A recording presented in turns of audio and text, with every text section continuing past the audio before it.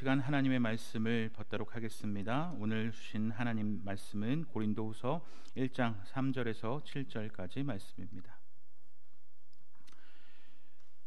고린도후서 1장 3절에서 7절 말씀.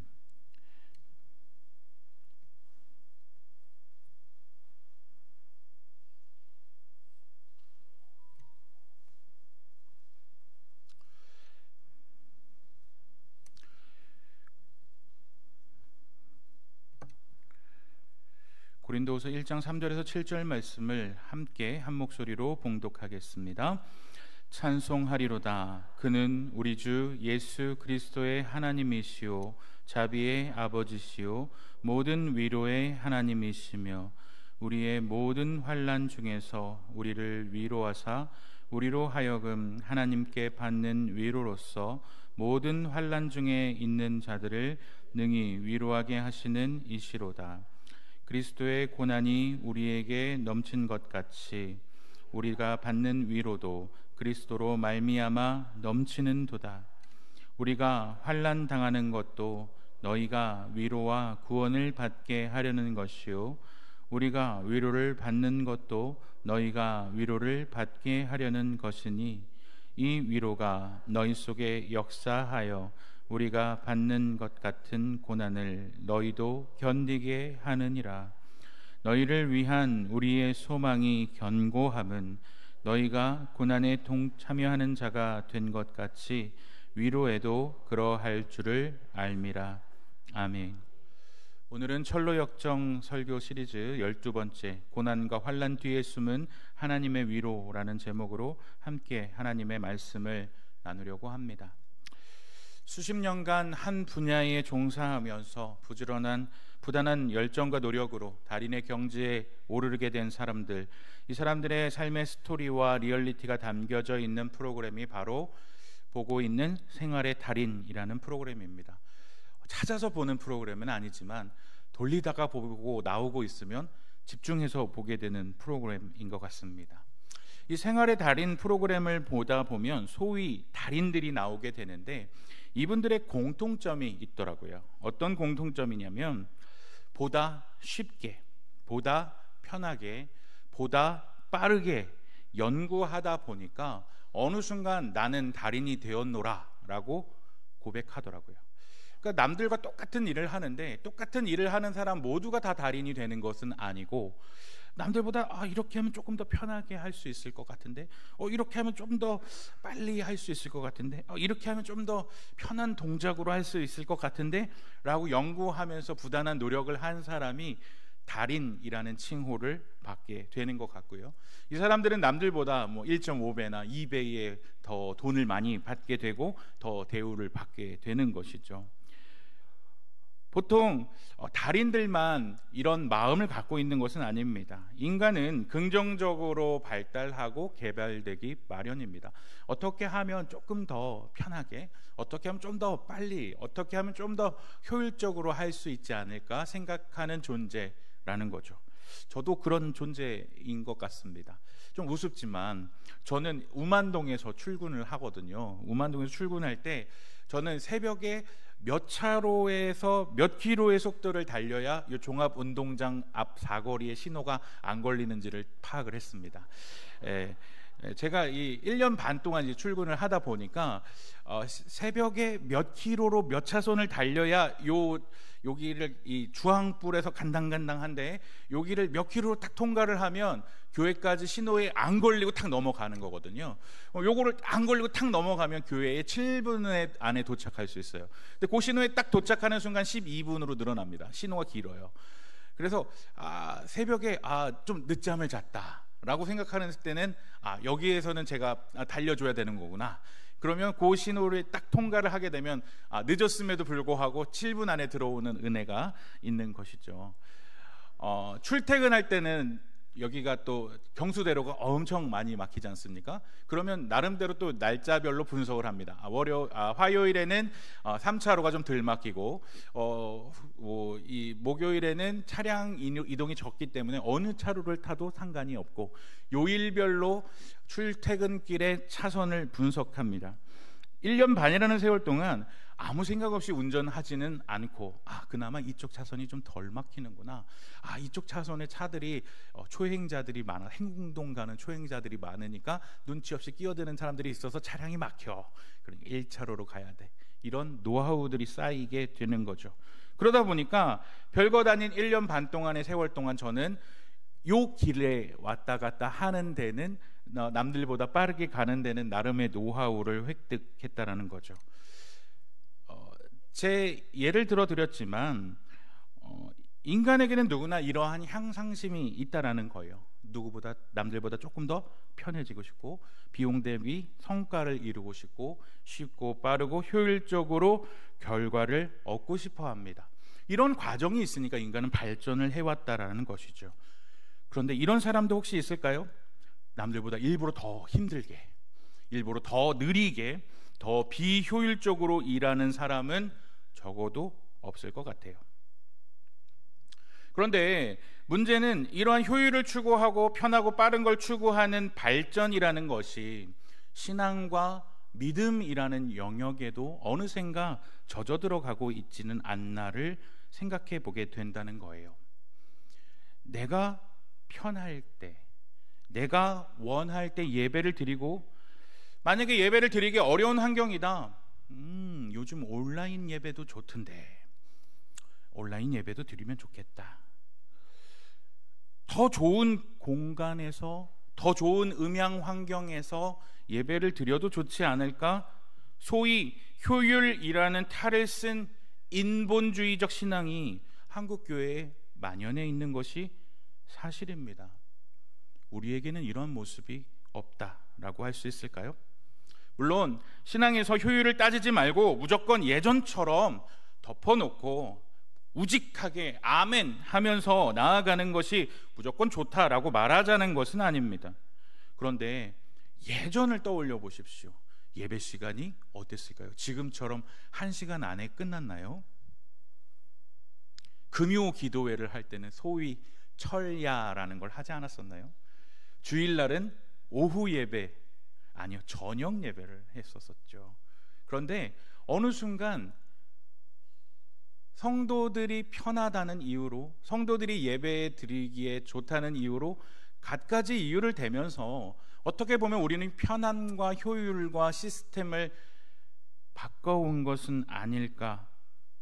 그리고 우리 자신도 내 효율, 내 편의, 내가 좋으니까 라는 이름하에 이러한 흐름에 동승하고 있는 것은 아닌지 고민해 볼 필요가 있다라고 생각합니다.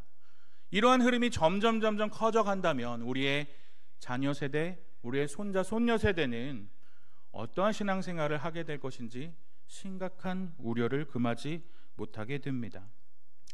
오늘 성경을 살펴보게 되면 우리가 계속해서 철로 역정의 크리스찬의 여정에 동참하고 있는데, 이 크리스찬은 남들이 가고자 하는 효율적인 길, 편해 보이는 길, 당연히 가야 할 길에 역행하고 있는 모습을 보입니다. 공교롭게도 제가 3주 전에 설교를 했을 때 십자가의 언덕에서 천사들을 만났다는 장면과 이어지는 내용을 제가 또 바로 설교하게 되었는데요. 십자가의 언덕을 지나서 크리스찬이 고난의 언덕이라는 곳에 도착하게 됩니다. 저 높게 보이는 곳이 바로 고난의 언덕이에요. 크리스찬 양 옆에는 2명의 동행이 존재하게 되는데, 이 동행의 이름이 뭐였냐면 허레와 위선이라는 사람입니다. 자, 이 둘 옆에는 그 곱게 솟아있는 직선의 길 옆에는 오른쪽과 왼쪽에 작은 길이 보이지만, 이 길은 높은 고바우길이 아니라 평탄해 보이는 길입니다. 자, 이제 길을 선택해야 합니다. 그런데 크리스찬은 어느 길을 선택할까요? 나는 좁은 길에서 직선으로 나 있는 곧고 험한 길을 선택하겠노라 라고 외칩니다. 효율을 생각한다면, 속도를 생각한다면, 편함을 선택한다면 당연히 오른쪽으로도 가고 왼쪽으로도 가고 편한 길을 가야 당연한 것 아니겠습니까? 그런데 저 깎아질 듯이 높은 저곳을 크리스찬은 선택하고요, 반면에 허레와 위선은 오른쪽과 왼쪽 길을 선택합니다. 여기서 이 허례라는 것은 영어로 포멀리스트라고 써 있는데, 이 포멀리스트는 형식주의자입니다. 겉은 그럴싸한 폼을 가지고 있는데 겉만 그렇다라는 거예요. 이론만 가지고 있는 사람, 형식에 구애되는 딱딱한 사람이라는 뜻을 갖고 있어요. 반대쪽에 있는 위선이라는 사람은 어떤 사람일까요? 겉으로는 그렇게 보이지만 그런 척하는 사람을 위선이라고 부릅니다. 이들은 양심 없는 사람이에요. 이들이 처음부터 같이 여정을 했던 것이 아니라 이들은 고난의 언덕 앞에서 만납니다. 그리고 오른쪽 길과 왼쪽 길로 가더라도 우리가 가는 시온성에 도착할 수 있을 거라고 크리스찬을 유혹해요. 굳이 저 곱고 험한 길이 아니어도 시온성에 갈 수 있어 라고 크리스찬을 유혹합니다. 그리고 평탄하고 좋은 길인 오른쪽 길과 왼쪽 길을 선택합니다. 그리고 크리스찬과 헤어지게 돼요. 내용을 중간에 스포하겠지만 이들은 여기서 헤어지게 되니까요, 결국 그들이 간 길의 이름은 무엇이었냐면 위험, 멸망이었습니다. 효율과 편함과 눈에 보기에 좋은 것을 선택하러 갔던 형식주의자와 위선자들의 결말은 무엇입니까? 위험과 멸망만이 기다릴 뿐이었다는 것이죠. 사실 그들은 크리스찬이 통과했던 좁은 문을 통과한 자들이 아니었어요. 이들은 좁은 문이 아니라 담을 넘어왔던 자들이에요. 담을 넘어왔다는 것은 무엇입니까? 구원을 위해서 그 어떠한 희생이나 어떠한 대가도 지불하지 않은 자들이에요. 자신의 죄를 회개하지도 않은 자들, 예수님을 따라 자기의 십자가도 지지 않은 형식만 가진 사람, 교회만 나오는 사람, 그런 척하는 사람, 열매 없는 위선자들인 것이죠. 그들은 하나님의 말씀을 따라 살려는 노력도, 순례의 여정을 따라서 자기 희생이라는 어떠한 노력도 없이 영생이라는 과실만 따먹으려는 자들입니다. 그러한 자들에게 주님은 뭐라고 경고하십니까? 누가복음 14장 27절 말씀을 주님은 경고하십니다. 함께 읽어볼까요? 시작. 누구든지 자기 십자가를 지고 나를 따르지 않는 자도 능히 내 제자가 되지 못하리라. 자기 십자가를 지고 내가 걸어갔던 것처럼 십자가를 지고 따라오지 않는 자는 내 제자가 아니라고 말씀하십니다. 목적이 수단을 정당화한다고 믿는 그들에게는 결국에 무엇이 남습니까? 위험과 멸망만이 남습니다. 평탄한 길로 보이지만 겉만 그럴싸해 보이는 신앙의 끝은 위험과 멸망뿐입니다. 반면에 예수님을 따라가는 순례의 길에는 고난이 따릅니다. 가파릅니다. 숨이 턱끝까지 따라옵니다. 고통이 따라오죠. 그 길을 따라가는 것은 미련해 보이고 효율적이지 않습니다. 그러나 예수님은 효율적인 길을 걸어가신 적이 한 번도 없습니다. 만약에 예수님이 효율적으로 걸어가신다면 베들레헴 마굴간이 아니라 헤로드 왕의 왕자거나 로마 황제의 아들로 태어나셨어야 되지 않을까요? 효율성을 추구하셨어야 했다면 내 앞에 절하면 천하 만물을 너에게 주겠노라 라고 했던 사탄의 시험 앞에서 절하면 되지 않았을까요? 오늘날 효율성을 따지는, 빠른 것을 따지고 편한 것을 따지는 세대 앞에서 주님은 묻고 계십니다. 내가 십자가를 졌듯이 너희도 나를 따라올 준비가, 고난과 환난을 당할 자세가 되어 있느냐? 고린도전서 1장 27절에서 우리가 믿는 믿음을 이렇게 정의합니다. 그러나 하나님께서 세상의 미련한 것들을 택하사 지혜 있는 자들을 부끄럽게 하려 하시고 세상의 약한 것들을 택하사 강한 것들을 부끄럽게 하려 하시며. 우리가 가는 것은 미련해 보이고 약해 보입니다.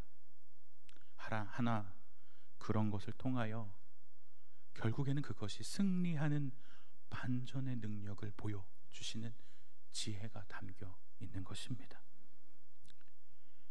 크리스찬이 정상으로 올라가면서 만난 또 두 명의 인물이 있습니다. 그 두 명의 인물은 겁쟁이와 불신입니다. 그들은 산 정상에 거의 다다른 크리스찬에게 이렇게 얘기합니다. 고난과 미래의 두려움이 있다. 나는 다시 처음으로 이 여정을 시작하기 전으로 돌아가려고 한다 라고 하면서 그들은 그 높은 고난의 언덕을 다시 헐레벌떡 내려갑니다. 그들이 얘기하는 목적은 그거예요. 내가 가보니까 저기에 사자 2마리가 있어. 우린 영생 얻기 전에 저 사자 2마리의 밥이 될 거야. 돌아가야 돼 라고 말합니다. 잠언 26장 13절에서는 이렇게 말합니다. 게으른 자는 길에 사자가 있다, 거리에 사자가 있다 하느니라. 정작 그들은 사자 곁에 가보지 않았습니다. 앞으로 다가올 일에 대해서 신뢰하지 않고 소심하고 무서워하고 두려워하여서 그 여정을 끝까지 가지도 않았던 것이죠. 그들은 사자가 깨어 있는지 묶여 있는지 확인도 하지 않았습니다. 막연한 순례의 길에 대해서 두렵고 겁이 났고 하나님 약속에 의심을 품어서 도망치고 있는 것입니다. 우리에게도 신앙의 길을 걸어갈 때 이 고난과 미래에 대해서 두려움이 올 수 있습니다. 예수님 믿으면 부자 되고 잘 살고 형통하고 자녀들도 잘 될 줄 알았는데 이렇게 고난 많을 줄 알았으면 내가 뭐하러 예수 믿어? 라고 불신의 마음, 두려워하는 마음, 의심하는 마음, 겁이 생겨날 수 있습니다. 그러나 그 고난과 미래에 대한 두려움을 떨쳐내고 그 고난의 길을 뚫고 지나갔을 때에 그러한 여정 끝에 천국이 있다는 것을 확신하는 믿음이 우리에게 있어야 합니다. 이제 다시 좁은 문에서 난 길을 따라 고난의 언덕을 올라가는 크리스찬에게 포커스를 맞춰보겠습니다. 곁가지로 떨어져 나간 사람들 말고요. 크리스찬은 시작과 함께 험난한 길을 맞이합니다. 처음에는 2발로 올라갔습니다. 2발에 힘이 붙기 시작합니다. 2발로 올라가다가 2발과 손이 합쳐져 4발로 기어오릅니다. 숨이 턱까지 차오르고 왜 이렇게 힘든 언덕과 어려움의 언덕과 고난의 언덕을 올라가야 되는지 이해가 되지 않습니다. 그러나 그때 그를 위로하시는 하나님이 있습니다. 시원하고 맑은 물이 솟아나는 샘물을 그는 발견합니다. 갈증이 사라질 때까지 그 물을 마십니다. 이사야 49장 10절 말씀입니다. 그들이 줄이거나 목마르지 아니할 것이며 더위와 볕이 그들을 상하지 아니하리니 이는 그들이 긍휼히 여기는 이가 그들을 이끌되 샘의 근원으로 인도할 것입니다. 누가요? 그들을 긍휼히 여기는 이가. 우리를 긍휼히 여기는 이가 우리를 샘물의 근원으로 인도하신다 말씀하십니다.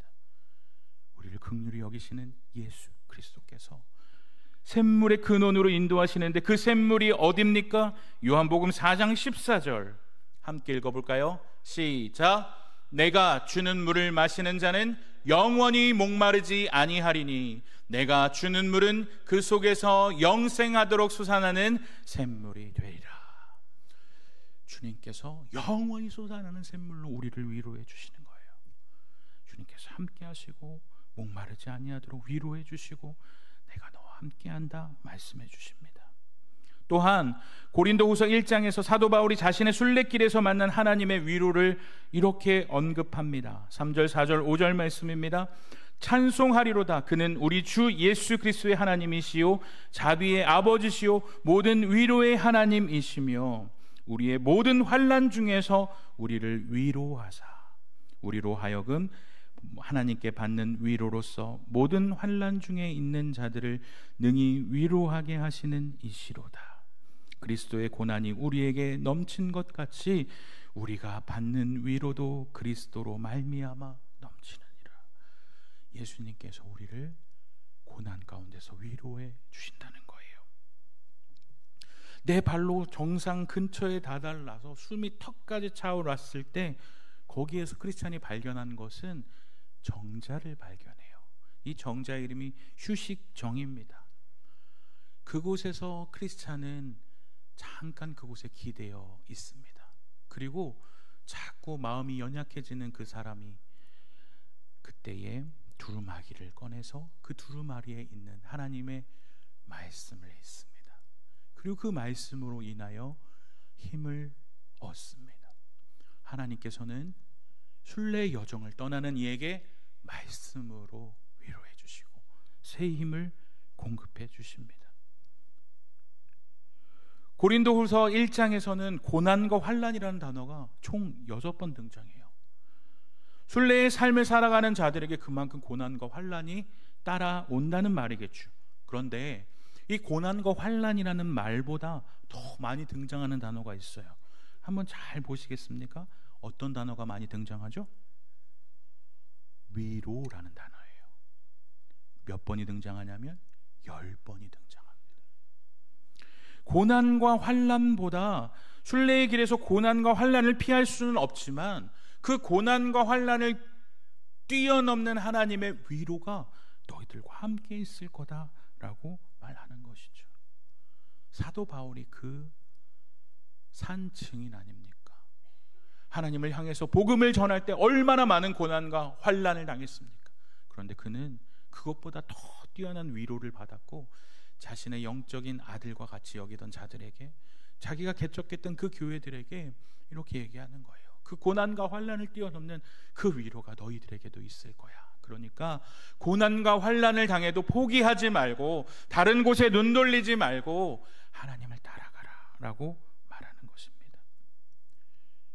고린도서 10장 13절에 이렇게 말합니다. 사람이 감당할 시험 밖에는 너희가 당한 것이 없나니 오직 하나님은 미쁘사 너희가 감당하지 못할 시험 당함을 허락하지 아니하시고 시험 당할 즈음에 또한 피할 길을 내사 너희로 능히 감당하게 하시느니라. 하나님께서는 위로하실 뿐 아니라 감당할 힘도 내시고 피할 길도 주십니다. 결론적으로 우리가 가는 길은 우리가 혼자 가는 길이 아닙니다. 주님이 먼저 걸어가셨던 길이고 주님께서 보내신 성령께서 지금 우리와 함께 걸어가시는 길입니다. 예수님을 통해서 위로하고 계시는 길입니다. 인생의 헐떡고개를 걸어가면서 주님을 원망하고 계십니까? 하나님, 왜 이렇게 나에게 힘든 일을 주십니까? 남들은 편한 길로 가고 오른쪽 길, 왼쪽 길로 요리조리 잘 피해가고 남들은 복도 잘 받고 있는데 왜 나는 예수님 믿는데 이렇게 험한 길, 고난 길 가고 남들처럼 잘 안 풀리고 내 자녀들도 이렇게 잘 안 되는 것 같고 인생이 왜 이렇게 고난의 길을 걸어가는 것 같을까요? 그러나 이 길을 통해서 하나님께서는 우리를 연단하시고 제자의 길을 알게 하시며 생명의 길로 인도하실 것입니다. 그 주님을 신뢰하시는 우리 여러분들 되시기를 주님의 이름으로 축복합니다. 기독교는 절대 효율의 종교가 아닙니다. 비효율의 종교며 미련한 종교입니다. 그 미련한 것을 들어 스스로 지혜롭다 여기는 자들을 부끄럽게 하는 종교입니다. 그 주님을 신뢰하시면서 여정 가운데 위로하시는 주님 붙들고 힘들지만 이 헐떡이면서 주님이 걸어가셨던 그 길을 함께 걸어간다면 그 길 끝에서 함께 하시는 주님의 섬세한 위로의 손길을 발견하실 것입니다. 이 시간 함께 찬양 한 곡을 부르시겠는데요, 오늘 말씀을 놓고 이 찬양을 쓰지 않았을까 생각되는 찬양이에요. 비바람이 앞길을 막아도 나는 가리 주의 길을 가리, 눈보라가 앞길을 가려도 나는 가리 주의 길을 가리. 이 길은 영광의 길, 이 길은 승리의 길, 나를 구원하신 주님이 십자가 지고 가신 길, 나는 가리라 주의 길을 가리라, 주님 발자취 따라 나는 가리라. 이 찬양인데요, 잘 모르시는 찬양이어도 제가 불러드릴게요. 눈을 감고 내가 순례의 길을 걸어가는 크리스찬이다 생각하시면서 나도 크리스찬처럼 고난과 환난이 있더라도 위로하시는 주님의 그 샘물과 휴식을 기대하면서 나도 그 길을 걸어가겠다 다짐하면서 찬양을 함께 불러주셨으면 좋겠습니다.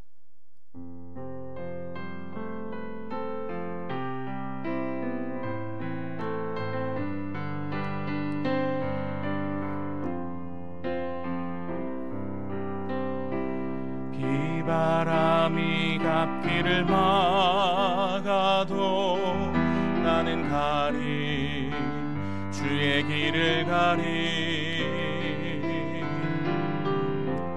눈보라가 앞길을 가려도 나는 가리 주의 길을 가리. 이 길은 영광의 길, 이 길은 영광의 길, 이 길은 승리의 길, 나를 구원하신 주님이 십자가 지고 가신 길, 나는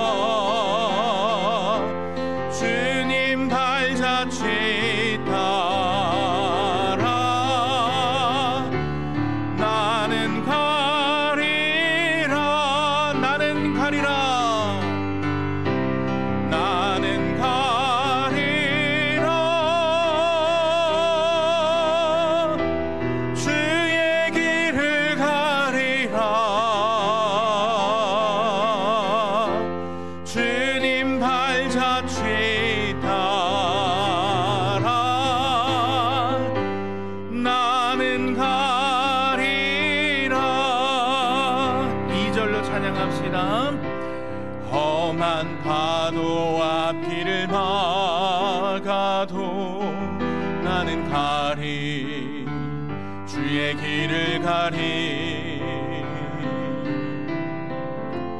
모진 바람 앞길을 마려도 나는 가리 주의 길을 가리. 이 길은 고난의 길, 이 길은 고난의 길, 이 길은 생명의 길, 나를 구원하신 주님이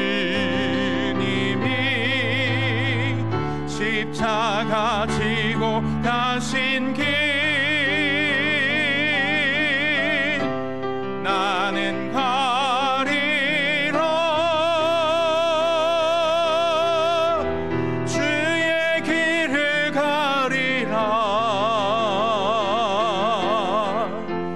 주님 발자취 따라 나는 가리라, 나는 가리라, 나는 가리라,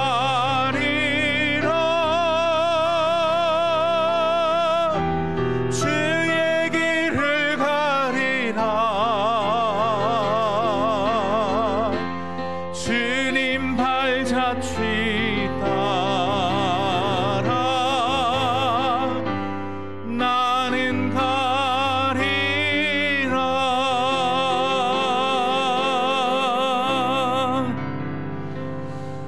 우리 찬양의 가사를 묵상하시면서 이 찬양의 가사처럼 나도 주님 발자취 따라, 나도 크리스찬처럼 그 미련해 보이고 비효율적으로 보이는 순례자의 길을 걸어가겠습니다 다짐하기에 했습니다.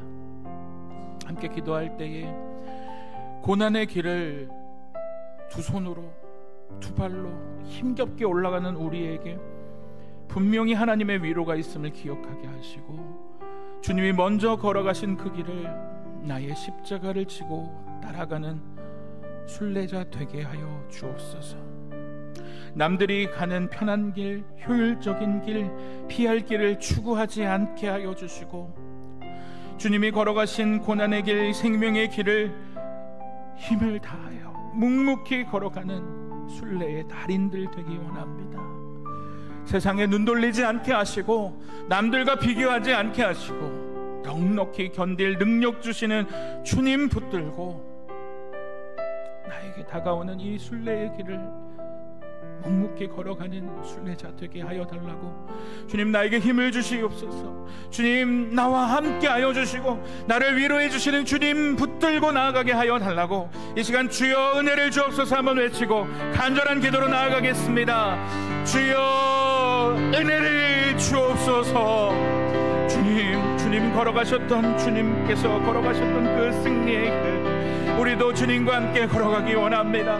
때로는 숨이 턱에 막히고 두 발로 걸어갈 수 없어서 두 손까지 악착같이 올라가야 되는 고난과 삶의 어려움과 인생의 어려움이 우리를 목 조이게 하고 힘들게 하고 숨이 턱턱 막히게 할지라도, 주님께서 이 길을 먼저 걸어가셨음을 기억하게 하여 주시고, 주님께서 이 길 끝에 계심을 기억하면서 나도 내 길을 걸어가기 원합니다. 나의 십자가를 지고 주님께서 걸어가셨던 그 길, 남들이 조롱할지라도 남들 바라보지 않게 하시고, 허례와 위선자들의 비웃음이 들려올지라도 나의 대가를 지불하며 나의 십자가를 지고 주님을 따라가는 주의 백성들 되게 하여 주옵소서. 나의 십자가를 지고 편한 길이 아니라, 효율적인 길이 아니라, 주님이 걸어가셨던 그 길을 묵묵히 걸어가게 하여 주시고, 그 길이 생명의 길이요 고난의 길임을 온전히 깨달아 주님이 걸어가셨던 그 길을 나도 걸어가게 하여 주옵소서. 주님 걸어가셨던 그 길을 나도 걸어가게 하여 주옵소서. 그 길 끝에 주님이 기다리고 계신다는 것을 기억하며, 주님 품에 안기는 그 순간까지 우리의 순례의 여정을 멈추지 아니하고 달려갈 길을 다하며 감당하지 못할 시험을 주시지 아니하는 주님을 신뢰하면서 두려움을 내어 던지게 하시고 주님을 의지하며 나아갈 수 있는 주의 백성들 되게 하여 주옵소서.